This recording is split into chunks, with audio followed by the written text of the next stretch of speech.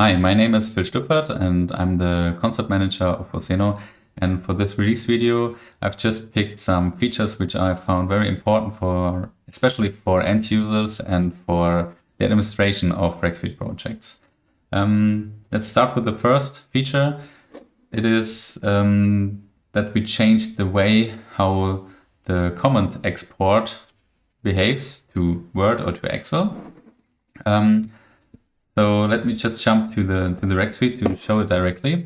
So normally when I have an export of, for example, the module requirements, I open this one, I can also include the comments as well. So I have here two comments. The first one is already resolved, the second one not. I can easily resolve it by a click of a button on this button. But for this example, I just leave it like that. And some customers don't want these exports of the already resolved comments. So I have here an example, export module requirements all. I can open it. So what you can see here, I have here the command. I've replaced the hashes with the plus signs, otherwise the reqSuite would have run them and exported again. And what you can see here, I replace it very fast. So what you can see here, the first module requirement 1, and on the lowest part, there's the comment. And what you can see here, when I slide it to the left, it's only export, the only comment which is exported is the non-resolved one. Keep in mind that for the command all comments or open issues, all comments were exported. Not only the unresolved ones. When I scroll all the way down, you can see them here. Also, the resolved one will be exported. Okay, let's continue with the second one.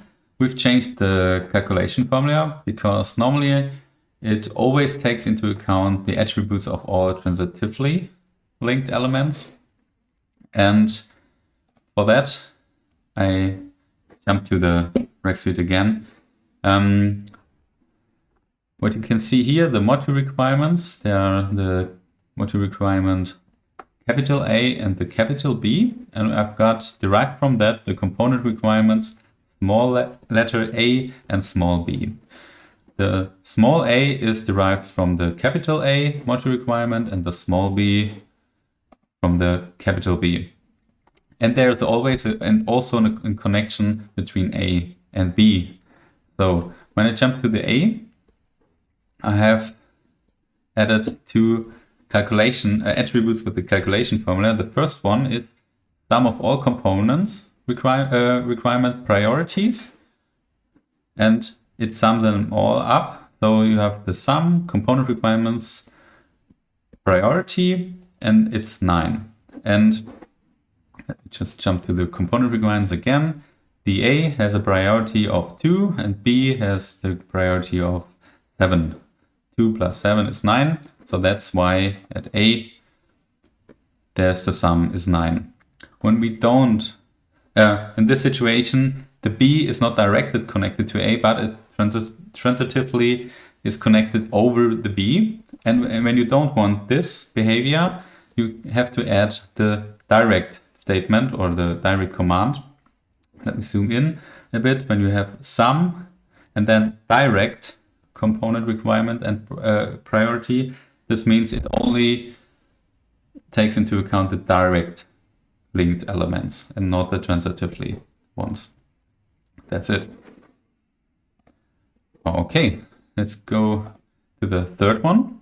The third one that you are now able to change the sort order of connected elements in the refinement view. So when you switch to the refinement view, you normally have the directed, the module requirement and the connected requirement, component requirements here. And as you see, normally the sort order is, the list is sorted by the ID, but it's not the case here because I've added in the input form relationship widget, where you can see the connected component requirements. And here with the arrows, you can change the order of the connected ones. And when you now refresh the browser or reload the project, the sort order has changed and it's combined or synchronized with the sort order of the widget itself. So when I change it again, I can refresh the project, open it, and it has changed the sort order again. That's the third one. Okay. Now let's change a bit the view. Let's go to the administration view. We've added the restrictability of external formulas.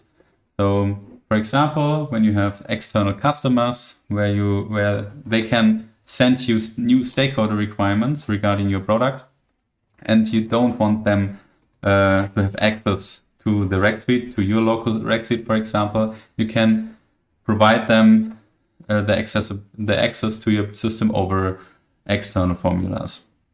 And for that, normally you can create them, but in some cases, you have to give them more, or they have to add more information than it's needed. For example, when you have the stakeholder requirements, then the priority. When you don't want them to set a priority, you want to do it by yourself, you can now activate or deactivate the export from, to an external formula so that they don't see the this attribute anymore. Okay, so let's jump to the last one. The last one is that it's now possible that you can combine mandatory attributes with edit conditions.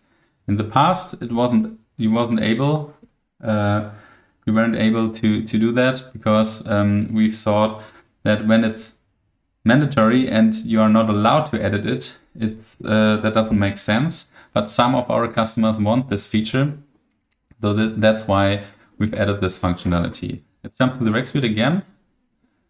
When I, for example, add a new attribute for the stakeholder requirement, new attribute, and now in the past, when I start editing here the edit condition, it was always the case that the attribute is optional. It was checked, but now, for example, when I add name is test, so this means only when the name of this element equals test, you are allowed to edit this new attribute, which doesn't make sense in this case, but it's easy to understand. But now I don't have to check this attribute is optional.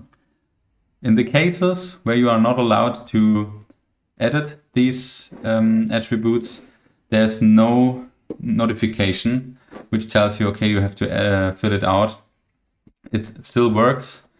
You will get the notification if there's any changes. Okay, so that's it.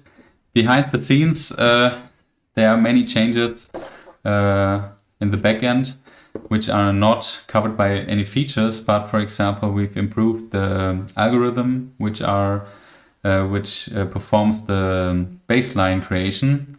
Some of our customers in some projects, in some combinations, when you start the baseline creation, it takes very long time to create the baseline. Now we've improved it, and it only takes a few minutes. And we also improved, for example, the export of three-dimensional tables and some other additional performance improvements. The whole list of every feature will be down in this post. I hope I've given you a brief insight and a first look on the new features, and I hope you enjoyed it. Thank you.